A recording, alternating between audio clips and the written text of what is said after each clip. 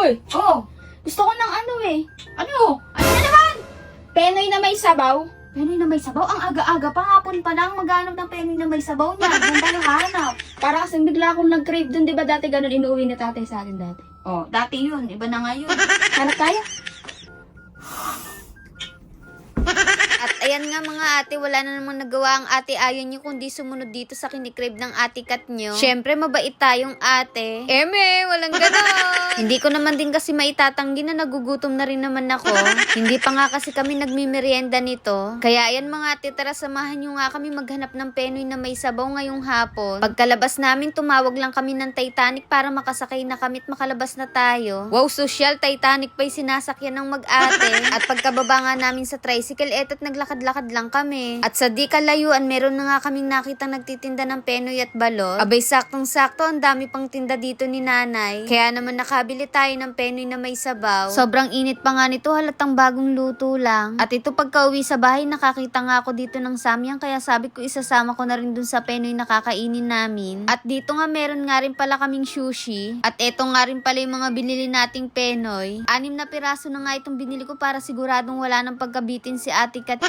Nang kumulo na nga itong sinalang kong tubig, inilagay ko na nga rin itong noodles ng ating samyang. Pagkatapos ayan, tinakpan ko lang ulit at tinintay na nga itong maluto. Nang maluto na itong noodles, dinrain ko nga lang pagkatapos dito sa isang pan. Naglagay lang ako ng gatas tapos yung mga seasoning ng samyang. Nilagyan ko nga ito ng gatas mga ate para hindi ganong maanghang. At syempre para mas lalo pa itong maging creamy. Pero kung wala naman kayong gatas mga ate, pwede naman yung milk. At promise pag nilagyan nyo ng milk yung samyang, mas lalong sasarap. Nang matapos nga ako makapagluto, etong si ate Kat yung inayos na nga yung pagkakainan namin dito sa may terrace. Namiss na raw kasi yung ganitong food trip namin dito sa may taas. Matagal-tagal na rin kasi yung huling food trip natin dito. Yung habang kumakain ka, pinagmamasdan mo yung paglubog ng araw. At eto na nga yung simpleng merienda natin mga ate. Pero sana lang wag nyong mapanood ng hating gabi dahil siguradong gugutumin kayo. Pinaalis ko na nga rin kay ate Kat yung takip ng sushi para naman makita namin yung loob. At tingnan nyo naman, itsura pa lang nakakatakam na din. Nagsalin na nga rin pala dito si ate Kat yung ng templadong suka. At itong penoy na may sabaw muna daw yung uunahin niya. At napasabi na lang na unang kagat first bite.